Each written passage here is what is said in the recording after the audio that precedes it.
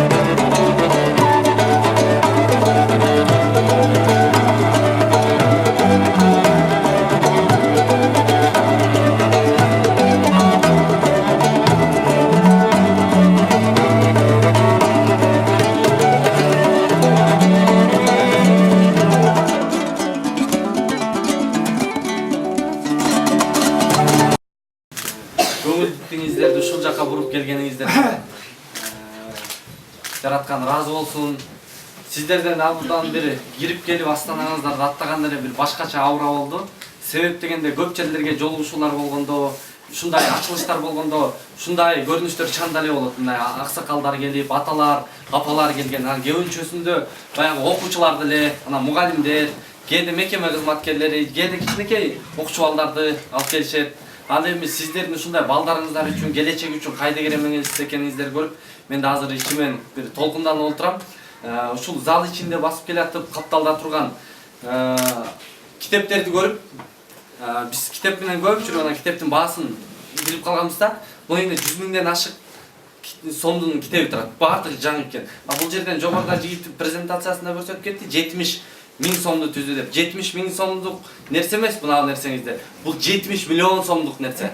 Себеп дегенде, ушул китепти окуган, акылына азык алган, тарбия алган бир балдар бул ноокатты гүлдөтө турган балдар болушат да. Мен азыр аталар билсе керек, ушун үчүн келди да. Мен Шайлообек Дүйшеевдин китебинен окуганды мисал келтирейин. Шайлообек Дүйшеев мынтип жазат: биздин бала кезибизде оюнчук аз да оюн көп болчу. Азыр оюнчук көп да оюн аз дейт. Балдардын арасында баары ушу телефонго кирип кеткен баарын ушуга камтып жазып коюптур да. Анан биз бала кезибизде карыялар сабатсыз эле да, балдар сабаттуу эле. Анан чогулуп алып Каныбек, Манас ушундай китептерди бир жерге чогулганда окуп берет элек. Азыркы заманда карыялар, улуулар сабаттуу дагы, балдар сабатсыз деген. Чоң нерсени айткан экен да. Бир агайыбыз айтты эле, 10 жыл Египетте окудум дейт. 106 миллион эл жашайт, анын 6 миллиону көрдүн үстүндө жашайт. 100 миллиону чөлдүн үстүндө жашайт. Ысык мээң кайнайт, жайындасы 60 градус дейт. Суу жок, кыйын дейт. Биз ата бабаларыбыз мындай болуп турган, кыргыздар тиңдей болуп тур дебешибиз керек. Биз ата бабаларыбызга эчтеке айта албайбыз. Биздин ата бабаларыбыз бизге ажайып алатоону калтырган. Биз аларга эчтеке дей албайбыз. Ушу мекенди аздектеп, ушу мекенди өнүктүрүп алуу. Биздин жаштардын милдети дагы жок мамлекетти түптөө эмес, бар мамлекетти эле болгон өнүктүрүп алуу. Мен дагы көп китеп окучу эмес элем, мен дагы китеп окудум дейт. Үйрөндүм. Бир күн анан эсенги мамлекеттердин жыйыны болуп калды дейт ошол жерде. Билим жаатында тема болду дейт. 2016-2017 жылкы статистиканы окуду дейт. Кыргызстандын ар бир киши башына 6 миллион элдин ар бири 0,8 тыйынга китеп сатып алат экен, акча коротот экен китепке, билимге да. Ошол жерден мен бетим күйүп, не кыларын билбей, чыккандан кийин барып алып туруп айттым эле дейт. Ушуңарды өчүрүп эле койгулачы деп. Ал эми азыр сиздер көрдүңүздөрбү? 112 миң китептин баа наркын 250 сомдон эң арзан орточо баасы менен эсептегенбиз. 1000 сомдук китеп бар. Мына жерде койгон китеп кеминде эле 30 миң сомдук китеп. Жанагы Манас китеп. Мына 28 миллионду 6 миллионго бөлсөк 2019 жылы ар бир кыргызга 4 сом 60 тыйындан туура келет. Бул жакшылык.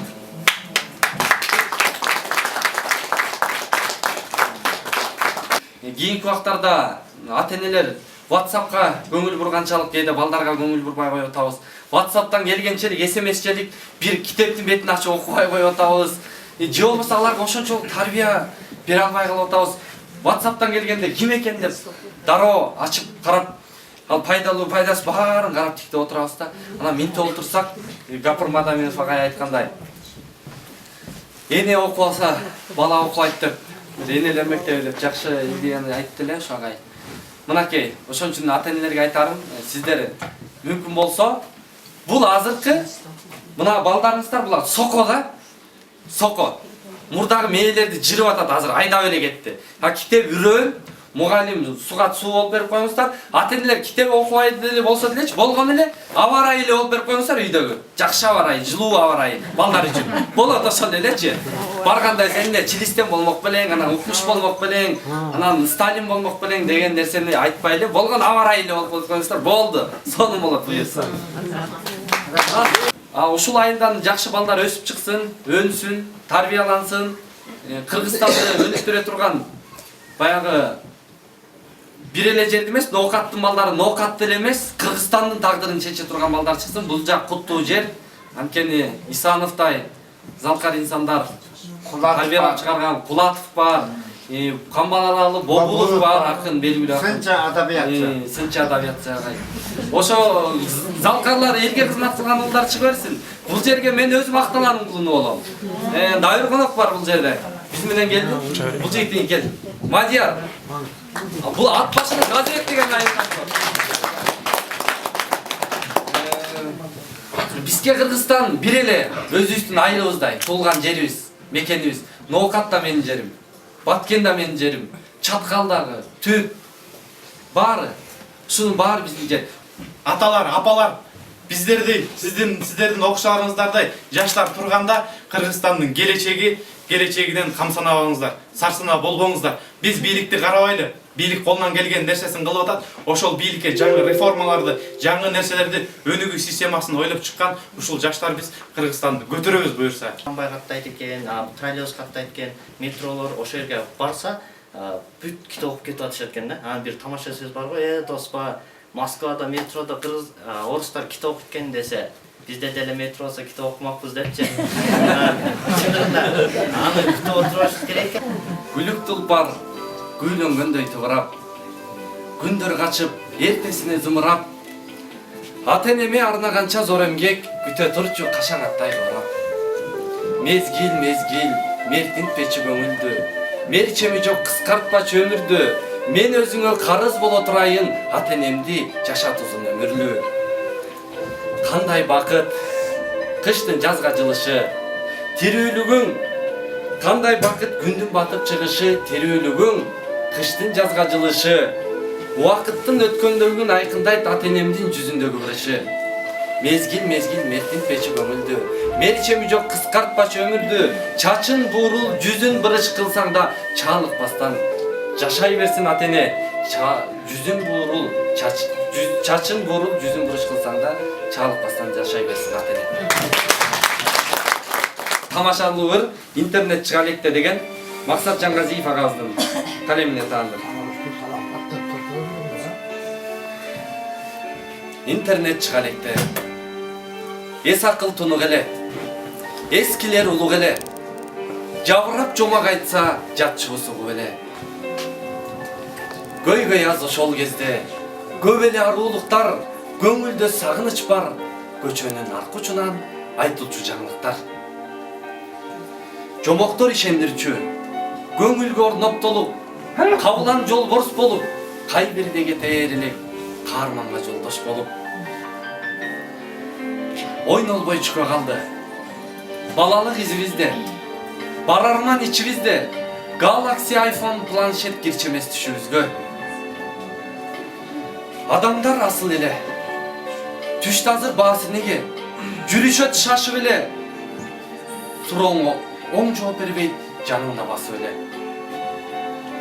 Интернет чыкты дагы, иши жок дилиң менен, келди учур күбүлдөгөн, жубайлар көп сүйлөшпөйт, сырдашат Google менен. Ичики, көңүл да üşүйт, ишеним от жагалбайт, бөбөк да сотка карбайт, колунан жулсаң ыйлап, сооротсоң соскан албайт. Мурда көп аксакалдар, өткөндүн кенчин улап, кеп айтып берчи кубат, чоң эне YouTube, чоң ата YouTube тазыр, чоң эне селфи кылат. Жашообуз лимит менен, мамиле тыш калгансый, жасалбай иш калгансый, узарып гигабайттар, убакыт кыскаргансый. Мындай бир чологой бар, үмүттөр туурасынан үзүлүп турат улам, сезимдер алсыз азыр сотканын кубатынан. Жашообуз алымдашуу, жазылбай аттабынан, эскирди каттар улам, бул жазган ырды досум окуп коюп атса умаган. Бул жазган ырды урматтуу ата энелер окуп коюңуздар WhatsApp-ыңыздардан. Айыл балалык деген бир ыр бар эле, мен да бир Элмирбек Иманалиев деген актырдын калемине таандык. Ошону айтып берейин. Турбаган соң дап даяр колдо баары, туура 5 күн 5 түнүм жолдо калды. Ары басып шаарга да жеткен экен, андан да калганы эсте бекем. Жуунуп шаардын аппак ваннасына, жуулуп балалыгым кеткен экен. Атаң көрүү шаар дегенин көрсө шаар экен да, шаардын чоңу болбойт дейт, тар экен да. түк бири-бирин тааныбас адамдарга түртүш күлө деп салган жай экен да. Салам айтсаң улуга кимелеңдей сакалдуусу деле бир жан экен да. Эки Волга айдаган шаардыгыңдан эшек минген айылдыгың бай экен да. Атаң көрсө шаар дегениң шаар экен да. Шаардык деген бир байкуш жан экен да. Айылым келет эсиме сыздап анан, андагыдай сагыныч кыйнабаган агалар бар. Мадияр, Эрлан деген алар уктап калганда ыйлабадам деп. Бизге ушул долбоорго жардам берген үчүн мектептин организатору Эймар Алтыбеков эжеке көрсө.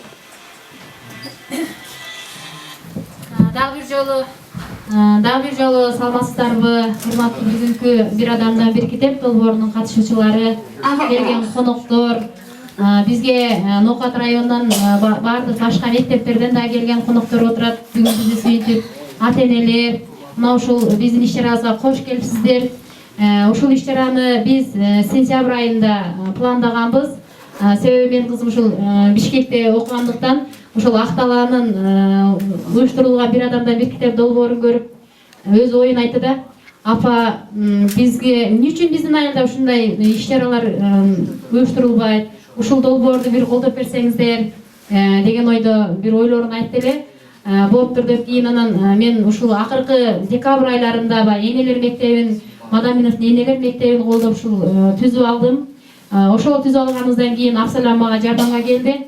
Дилафар бар эле, бүгүн келе албай калды Дилафар.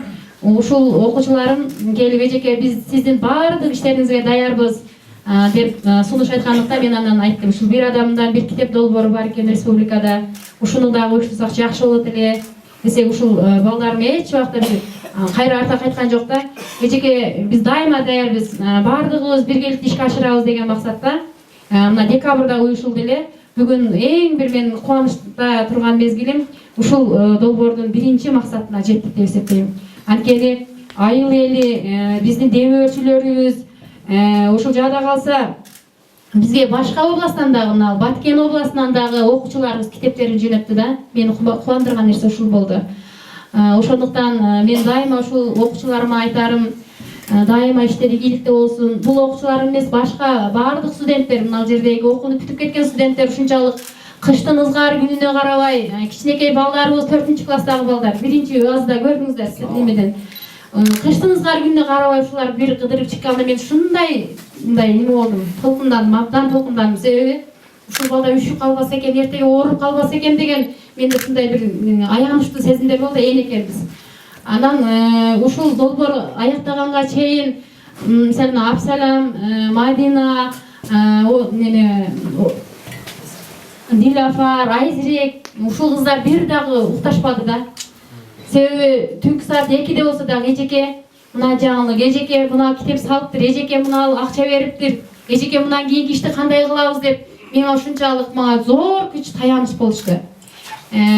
Кече эле жада калса түнкү саат 3-те түнкү саат 9-да кеттик ушул жерден, баардык нерселерди жайгаштырып коюп, анан кеткенде мен ушунчалык ыраазы болдум. Себеби биз ушундай балдарды тарбиялаппыз, ата-энелер, мугалимдер. Биз сыймыктанышыбыз керек экен ушундай балдарыбыз менен.